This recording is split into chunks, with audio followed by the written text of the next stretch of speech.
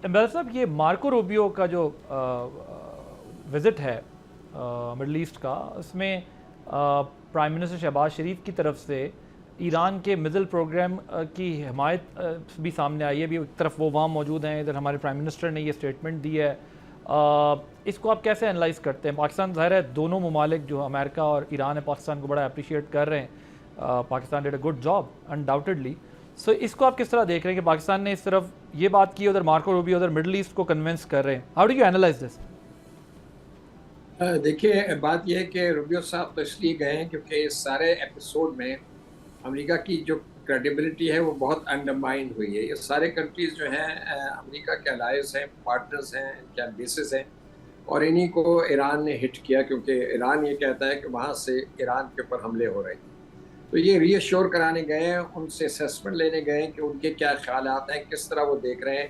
اور state of Hormuz پہ بھی اگر کوئی ٹف سٹانس لینا پڑا نیگوسیشنس پہ امریکہ کو ریگارڈنگ واٹ ایور ٹول اور فی، کیونکہ فی تو میرا خیال ہو جائے گی، اس کو تو آپ ڈینائی نہیں کر سکتے. جیسا کہ آپ نے خود کہا تھا، عمان اور ایران کے درمیان بھی ایک انڈرسٹینڈنگ ڈیولپ ہو رہی ہے، تو میرا خیال ہے وہ تو ہو جائے گا. لیکن بیسیکلی اس دورے کا مقصد یہ ہے، اور میرا خیال ہے آئندہ یہ سعودی عرب وغیرہ بھی جائیں گے اور بھی ممالک جائیں گے، تو ابھی ان کو یہی ایشور کرانا ہے کہ ابھی امریکہ جو ہے وہ آپ کے ساتھ کھڑا ہوا ہے، امریکہ کہیں نہیں جا رہا، اور جو بھی مدد ہوگی وہ کریں گے. اور دوسرا یہ کہ ان کو یہ بھی پرسویٹ کرنا ہے کہ جب یہ ریکنسٹرکشن کا جو پروسیس شروع ہوگا $300 بلین، تو اس میں آپ پیسے جو ہیں کف اپ کریں.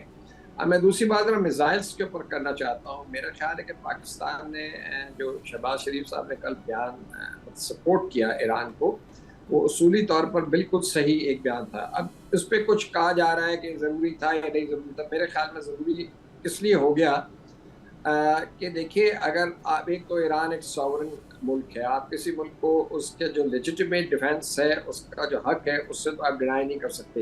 آج آپ ایران کو کہہ رہے ہیں کہ ایران نیوکلیر پروگرام نہیں رکھ سکتا. نارتھ کوریا نے نیوکلیر پروگرام اپنا بنا لیا ہے، تو اس کو آپ فورس نہیں کر سکتے. ڈس آرمامنٹ کا جو پروسیس ہے وہ بالکل رکا ہوا ہے، بلکہ آرمز ریز لگی ہوئی ہے. نیوکلیر جو آرسنالز ہیں وہ بڑھ رہے ہیں. آج بھی ہمارے ایک ساتھی نے ایکسپریس ٹی وی میں اس کے اوپر آرٹیکل لکھا ہے کہ انڈیا نے 12 نیوکلیر وار ہیڈس جو ہیں اس کو ڈپلائمنٹ موڈ میں وہ لے کر آئے ہیں. تو میرا مطلب ہے how can we ignore all these things. اگر آج آپ ایران کو یہ فورس کرتے ہیں کہ ایران جو ہے وہ اپنے میزائل کے جو حق ہے بنانے کا اس سے بھی دستبردار ہو جائے، تو اس قسم کے جو لیکن امبیڈ صاحب، یہ جو مارکو روبیو کے بارے میں دوسروں بھی آ سکتا ہے. ہاں، تو یہ جو امبیڈ صاحب مارکو روبیو کے طرف سے تو یہ اسٹیٹمنٹ آ چکا ہے نا کہ میزائل پروگرام پہ بھی بات ہو رہی ہے، اور کسی سٹیج پہ یہ دوبارہ جو ہے وہ ہو سکتی ہے ڈسکشن.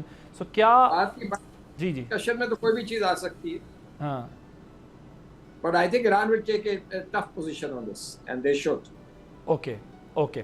سو خالد چشتی صاحب، اسٹریٹ آف ہورمز کے پوائنٹ آف ویو سے ایران اور عمان کی جو انڈرسٹینڈنگ ہے کہ بھائی ریجن میں جو بحری سلامتی اور جو ملٹری سچویشن ہے اس کے اوپر یہ کیا امپیکٹ ڈال سکتی ہے؟ اور دوسرا بھی جو ہم پہلے بھی بات کر رہے ہیں کہ جی ٹول لگانے کی بات کر رہے ہیں یا فی لینے کی بات کر رہے ہیں، قطر نے تو ڈینائی کیا ہے کہ اٹ از ناٹ ایکسیپٹیبل اگر وہ لگاتے ہیں. تو ایک طرف تو یہ میزائل ٹیکنالوجی کی حد تک تو ٹھیک بات ہے کہ ان کا ڈیفینس ہے، ان کا رائٹ ہے کہ وہ اپنے ڈیفینس کے لیے میزائل ٹیکنالوجی بناتے رہیں یا بنائیں.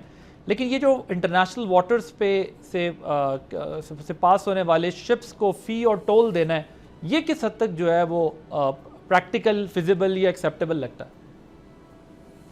بھائی صاحب دیکھیے، دنیا میں جو صرف پاسبل ایک ہے جہاں پہ یہ ٹیکس لیا جاتا ہے، اور وہ ہے سوئز کنال. وہ ایک کیونکہ مین میڈ کنال تھی، نیچرل کورس نہیں تھا. امریکہ کے اس وقت جو آئزر وائزمن تھے انہوں نے سپورٹ کیا تھا، اور بعد میں آنے والی حکومتوں نے سپورٹ کیا تھا کہ جو ایجپٹ ہے اس پہ اپنا کنٹریبیوشن لے. یہ ایک واحد اگزامپل ہے. باقی اسٹیٹ آف ملاکا ہے، باب المندب ہے، اسٹیٹ آف ہورمز ہے، یہ فری لائن آف کمیونیکیشن ہی رہی ہیں. اور سی لائن آف کمیونیکیشن پہ آج نہیں، ہزاروں سالوں سے جنگیں ہوئی ہیں. ایون امریکہ نے ایئر 1799 اور 1800 کے اندر فرانس کے خلاف اسی ایریا میں جنگ کی تھی جب اس نے بلاکیڈ کی دھمکی دی تھی. پھر امریکہ نے آ کے جنگ کی تھی، حالانکہ وہ جنگ کا اس وقت حصہ نہیں تھا، just to keep the sea lines of communication open. تو یہ ایک ٹریڈیشنلی حق رہا ہے تمام گلوبل کا، کیونکہ جن نیچرل ریسورسز دیے گئے ہیں اس میں نہیں ہوتا. اب اس میں ڈیفیکلٹی یہ آ رہی تھی ایران کے پرسپیکٹو سے، صرف میں بات کر رہا ہوں، میں ایتھکس یا لیگل بات نہیں کر رہا، ایران کو مشکل یہ پیش آ رہی تھی کہ اسٹینڈ لون وہ کر نہیں سکتا، کیونکہ ایک طرف اسٹیٹ آف ہارموز کے ایران ہے، دوسری طرف عمان ہے، اور یہ مذاکرات اسی روشنی میں وہ عمان کے ساتھ کر رہا ہے کہ اگر وہ ایک ہائر ڈگری آف کمفرٹ یا ایک انڈرسٹینڈنگ یا کنسنسس ڈیولپ کر لیں، جب وہ ایک جیسا سٹانس رکھیں پریشر ڈالنے کا، چاہے وہ میننگ فلی بعد میں کنورٹ کر پاتے ہیں یا نہیں کر پاتے، مانیٹری سینس میں کہہ رہا ہوں، یہ ہو سکتا ہے کہ وہ بارگیننگ چپ بہت اچھی استعمال کر سکتے ہیں. کل کو کوئی اور ایسے جیسے سینکشن لگی ہوئی ہیں، جیسے فری ٹریڈ ہے آئل کا، جیسے ان کے فروزن ایسٹس ہیں، وہ بہت سارے اور ہو سکتے ہیں پروگرام، جس کے اوپر ایران اور اگر عمان کا سٹانس ایک ہو جاتا ہے تو پھر وہ ایک بارگیننگ لیوریج کے طور پہ استعمال کریں گے، کیونکہ پوری دنیا نے دیکھ لیا کہ یہ ملٹری سے زیادہ اکانومائز ہو گئی تھی جنگ، اکانومائزیشن کی طرف زیادہ چلی گئی، بلاکیڈ ہو گیا، قیمتیں بڑھ گئی، کنسرن پیدا ہو گئے.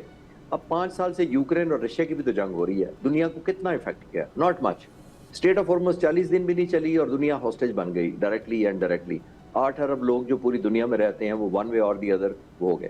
لیکن ہیونگ سیڈ دیٹ، مجھے لگتا یہ ہے کہ ابھی میننگ فل شاید مینیفیسٹیشن نہ کر سکیں. ایران گراؤنڈ بنا رہا ہے عمان کے ساتھ مل کے کہ اگر کسی وجہ سے اسٹینڈ سٹک ہو جاتا ہے، ڈیل خراب ہونا شروع ہوتی ہے، امریکہ پھر اوفینسو کی طرح چلا جاتا ہے یا وہ اپنی کاؤنٹر ڈیمانڈز کر دیتا ہے، تو پھر مجھے لگتا ہے کہ ایٹ دا مومنٹ وہ شاید بارگیننگ کے لیے گراؤنڈ تیار کر رہے ہیں کر کے element high degree of comfort ہو، کنسنسس ہو اور وہ بہتر بارگیننگ لیوریج لے سکیں. اوکے، سبسکرائب کریں اور بیل دبائیں تاکہ کوئی خبر رہ نہ جائے.